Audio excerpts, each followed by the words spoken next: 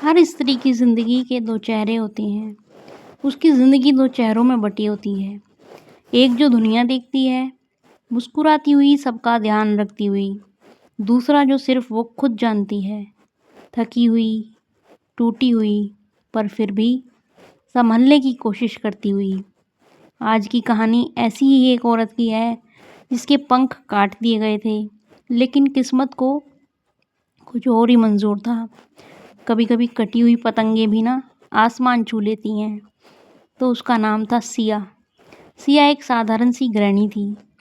2 बच्चों की माँ थी। बूढ़ी सास और पति रजत भी थे। रोज का वही चक्र, सुबह 5 बजे उठकर चाय नाश्ता, स्कूल की तैयारी, ऑफिस की तैयारी, खाना साफ-सफाई और रात को वही 11-12 बज जाते। कभी-कभी वो आईने के सामने खड़ी होकर खुद को देखती और सोचती, मैं कौन हूँ? कभी कुछ सपने देखने वाली वह लड़की जो शादी के बाद कहीं खो गई है, या एक मशीन? उसके अंदर का जवाब जिम्मेदारियाँ और बंदिशों से चुप रह जाता। उस परिंदे की तरह पंख तो हैं, मगर पिंजरे में बंद है। रजत अक्सर आर्थिक दबाव और थकान से विचलित होकर सारा गुस्सा सिया पर उड़ेल देता। बोलता, करती क्या हो? 4 काम करके एहसान नहीं करती हो मेरे पे।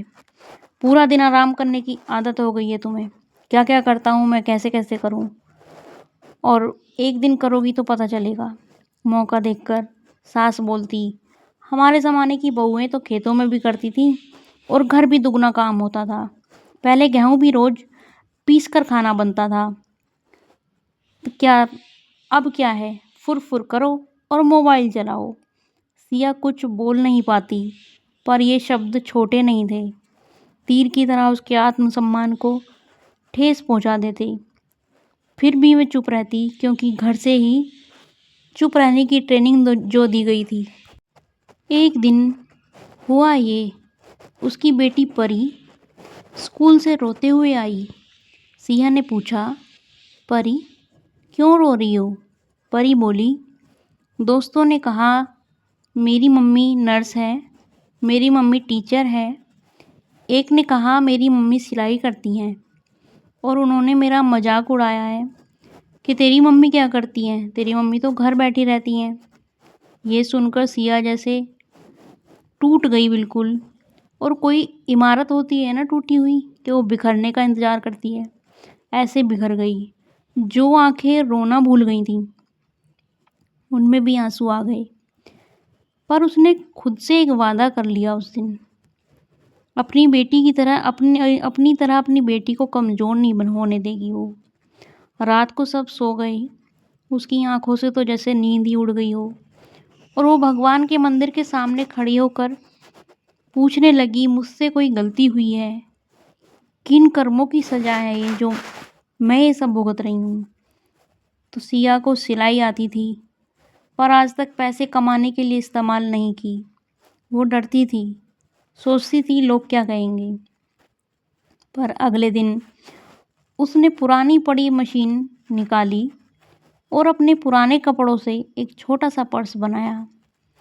फिर फ़ोटो खींची और सोशल मीडिया पर डाल दिया। कहीं न कहीं उसके दिल में डर था, पर एक उम्मीद भी थी। फिर किसी ने नहीं देखा, एक लाइक तक नहीं आया। रजत ने मजाक उड़ाया उसका, सास ने भी ताना दिया, लेकिन सिया का इरादा इस बार मजबूत था।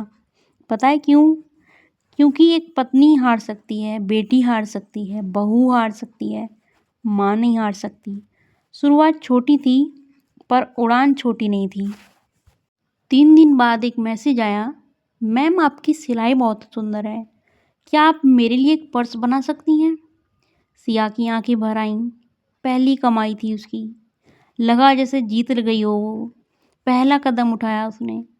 फिर उसने और भी अच्छा पर्स बनाया। धीरे धीरे ऑर्डर बढ़ने लगे। अपने घर के कामों से टाइम निकालकर कितनी रातों वो सोई नहीं। लाइट नहीं होती तो टॉर्च जलाकर काम करती, पर वह रुकी नहीं। अब सब बदलने लगे थे। जिन लोगों को मशीन की आवाज़ों से सरदर्द होता था, रजत और उसकी मम्मी हर बार यही कहते कि बंद करो इसे, हमारे सर में दर्द हो रहा है। अब वो उसका हाथ बटाने लगे थे। रजत जब पहली बार उसके लिए एक कप चाय बना के लाया तो वो जैसे बिल्कुल सोचती रह गई। ये बदलाव उसने सोचा नहीं था। बदलाव की आवाज़ नहीं होती, असर दिखाता है। एक दिन रजत ने सबके सामने कहा, ये पत्नी नहीं है मेरी, प्रेरणा है। सिया तो जैसे सुन्न हो गई। उसे इतनी इज्जत उसकी पहचान से मिली है। सिया खिड़की के पास खड़ी थी, उसके हाथ में उसकी कमाई थी, उसके मन में उसकी उड़ान और उसके चेहरे पर वो चमक जो एक सफल औरत के चेहरे पर होती है। तो बहनों, ये कहानी उन बहनों के लिए, उन स्त्रियों के लिए जो ताने झेलती हैं, सब कुछ अपना पत्थर की तरह हो जाती हैं, उन पर कोई असर ही नहीं होता, अपनी कीमत ही भूल जाती हैं, क्योंकि पता है आवाज़ उठाएंगी तो आगे से हाथ उठेगा, आवाज़ भी उठेगी, हाथ भी उठेगा। अपनी कीमत ही भूल जाती हैं, अपने लिए टाइम नहीं होता उनके पास, किसी से उम्मीद बेकार है मेरी बहनों। आज पता है ना, कड़वा सच है, बच्चा वही सीखता है जो वो देखता है। तो अगर आज आपके घर में ये सब है ना, तो बच्चा भी वही सीखेगा। उम्मीद करनी बेकार है, अपने लिए जियो। अभी से, आज से एक फ़ैसला कर लो कि मैं भी उड़ूँगी, चाहे धीरे से, पर अपनी शर्तों पर। तो अपने लिए जियो, कुछ कर दिखाओ मेरी बहनों। मेरी भी एक छोटी सी कोशिश है जो मैं भी कर रही हूँ, आप भी करो, शायद आप भी कामयाब हो जाओ। मेरा एक चैनल पहले ख़राब हो गया, लेकिन मैंने हार नहीं मानी, मैंने दूसरा बनाया है। तो आप भी मेरी तरह उड़ो। उड़ने की सोचेंगे ना, तभी उड़ेंगे। लोग तो कहेंगे, लोगों को क्या है, लोग नहीं होंगे चुप। वीडियो अच्छी लगे तो लाइक कर देना। Bye bye.